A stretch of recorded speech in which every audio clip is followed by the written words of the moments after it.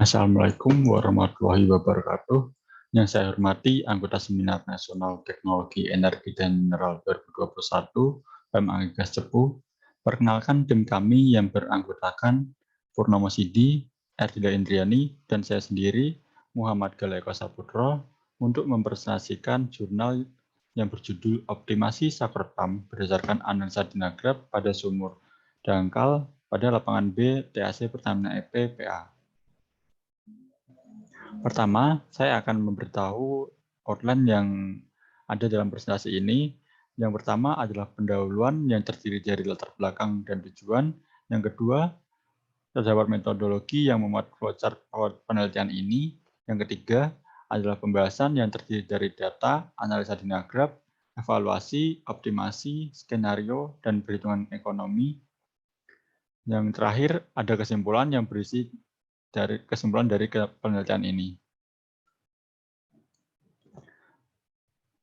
Yang pertama adalah latar belakang. Sumur-sumur pada lapangan ini menggunakan sakerpam karena di lapangan ini seluruh sumurnya merupakan sumur dangkal.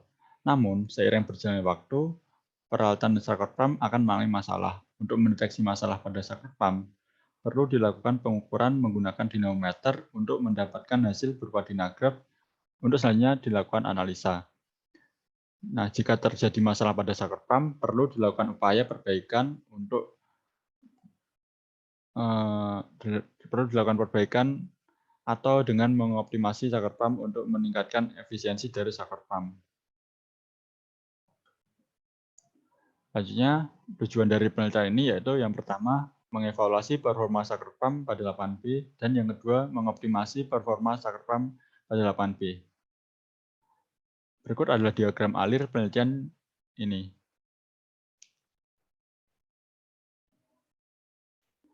Yang pertama, penulis melakukan studi literatur untuk mengetahui data-data apa saja yang dibutuhkan pada penelitian ini, yaitu meliputi jenis-jenis permasalahan pada sakerpam, cara mendeteksi permasalahan, cara penanganan permasalahan, dan evaluasi serta optimasi sakerpam. Selanjutnya, data yang diperoleh penulis yaitu data reservoir, data produksi, data sakerpam, data fluida, dan data well test. Setelah itu dilakukan analisa Dinagrap untuk melihat kinerja pompa dan mendeteksi jika terjadi permasalahan.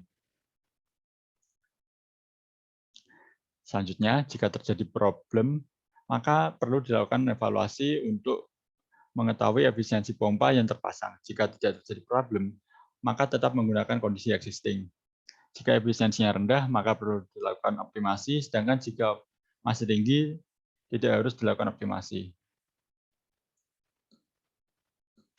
Setelah dilakukan optimasi, kemudian melihat variasi stroke length yang tersedia karena sakerpam hanya memiliki 3-4 variasi stroke length.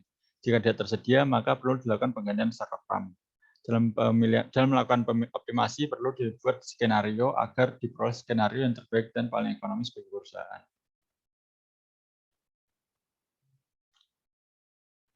Nah, berikut adalah data yang didapatkan penulis dari perusahaan.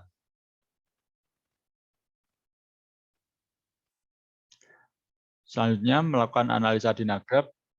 Berikut adalah contoh Dinagrap pada sumur STS 22. Dari grafik yang atas ini terlihat bahwa nilai MPRL sebesar 1.001 pounds dan PPRL sebesar 2.796 pounds. Dan yang dari grafik yang di bawah ini dapatkan hasil berupa FO max sebesar 1.931 pounds, net liquid stroke sebesar 41,7 in, gross liquid stroke 41,7 in, sehingga didapatkan liquid fraction sebesar 100%. Nah, dari kedua gambar di atas dapat disimpulkan bahwa sumur ini tidak terjadi masalah atau full pump. Selanjutnya, ini adalah contoh Dinagrap pada STE09. Dari grafik yang atas ini dapat diperoleh data berupa MPRL sebesar 792 pound, PPRL sebesar 2015 pounds. Selanjutnya dari grafik yang di bawah ini didapatkan FO max sebesar 1.708 pounds, net liquid stroke sebesar 18,8 in, gross liquid stroke 23,3 in, dan didapatkan liquid fraction sebesar 81%. Nah, dari kedua gambar ini dapat disimpulkan bahwa sumur ini memiliki masalah berupa fluid bonding. Nah, fluid bonding ini terjadi karena barel pompa tidak terisi penuh pada saat upstroke. Ketika pompa kembali ke downstroke, plunger mengenai permukaan fluida dengan cepat dan terdapat suara benturan yang kuat. Pompa yang dipasang untuk mengatasinya, pompa yang dipasang harus lebih kecil dari sebelumnya dan jika perlu pembawaan dilakukan secara intermittent. Nah, berikut adalah ringkasan hasil analisa dinagram untuk masing-masing sumur. Terlihat bahwa sumur 10 dan 22 menunjukkan kondisi yang ideal, sedangkan yang lain mengalami masalah yaitu berupa fluid bonding dan gas interference. Nah, sedangkan ini adalah hasilnya dilakukan evaluasi sehingga didapatkan hasil seperti berikut.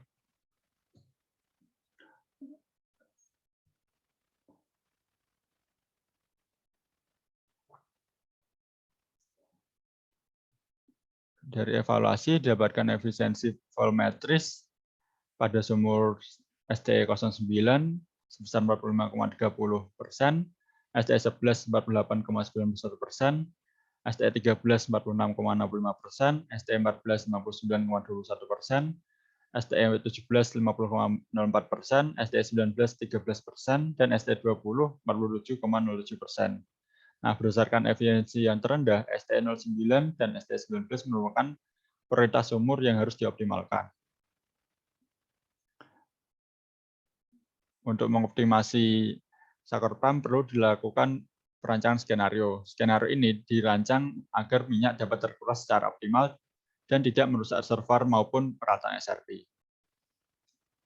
Nah, skenario yang pertama yaitu base case plus troubleshooting, di mana semua sumur diproduksikan menggunakan SRP yang digunakan saat ini tanpa ada perubahan panjang langkah maupun kecepatan pemompaan. Sedangkan masalah yang terjadi berupa fluid bonding diselesaikan dengan memasang pompa yang lebih kecil dari sebelumnya dan pemompaan bila perlu dilakukan secara berkala atau intermittent. Sementara permasalahan gas interference diatasi dengan mengubah kedalaman pompa menjadi lubang perforasi sehingga gas tidak dapat masuk ke dalam pompa. Selanjutnya untuk skenario 1 disarankan pada peringkat prioritas sumur yang ditangani, sumur STE 9 dan STE 19 dioptimalkan karena efisiensi volumetrik kedua sumur ini merupakan yang paling rendah. Sedangkan sumur lainnya masih menggunakan SRP dengan kondisi existing. Untuk penanganan masalah berupa fluid bonding dan gas interference yang terjadi di selain kedua sumur tersebut sama seperti pada skenario sebelumnya. Dan yang skenario terakhir yaitu semua sumur kecuali STE 10 dan STE 22 dioptimasi karena berdasarkan hasil evaluasi sumur di lapangan B memiliki nilai efisiensi volumetrik yang rendah.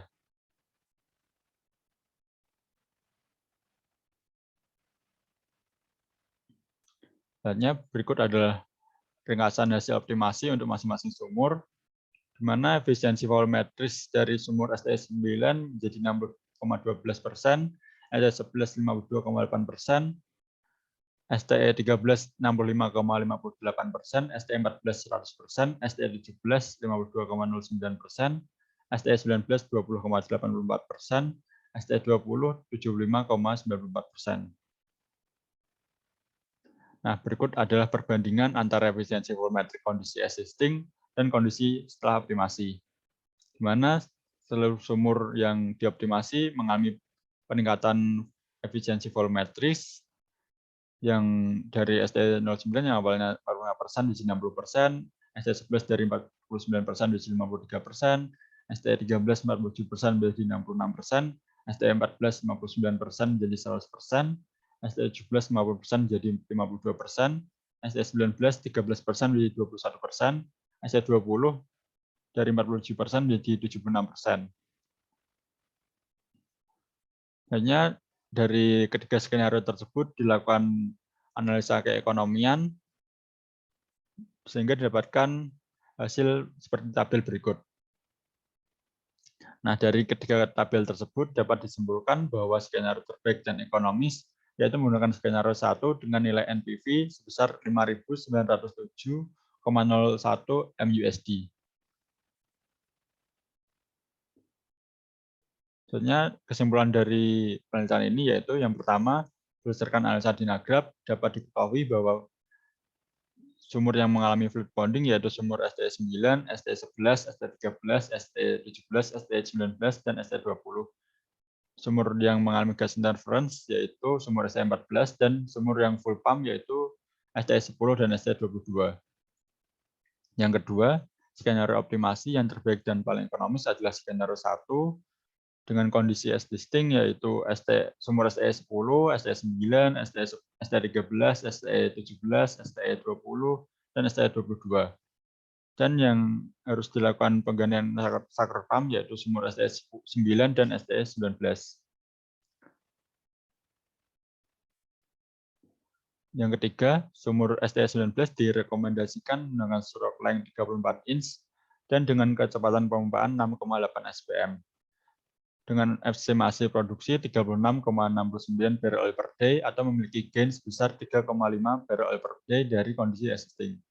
Sedangkan untuk sumur STE9 direkomendasikan dengan stroke length 26 inci dan kecepatan pemompaan 55,2 stroke per menit dengan estimasi produksi 62,62 barrel oil per day atau memiliki gain sebesar 0,51 barrel oil per day dari kondisi existing. Yang keempat, untuk sumur yang mengalami masalah pada kondisi existing berupa fluid bonding diatasi dengan cara memasang pompa yang berukuran lebih kecil dari sebelumnya dan jika perlu pemompaan dilakukan secara intermittent. Sedangkan untuk masalah gas interference ditanggulangi dengan mengubah intake pompa menjadi di bawah lubang perforasi sehingga gas tidak dapat masuk ke dalam pompa. Dan yang terakhir, penggantian sucker pump dilakukan karena variasi stroke length dan kecepatan pemompaan yang dihasilkan dari perhitungan optimasi tidak tersedia. Demikian presentasi dari saya. Saya mohon maaf jika terdapat kesalahan. Terima kasih atas perhatiannya.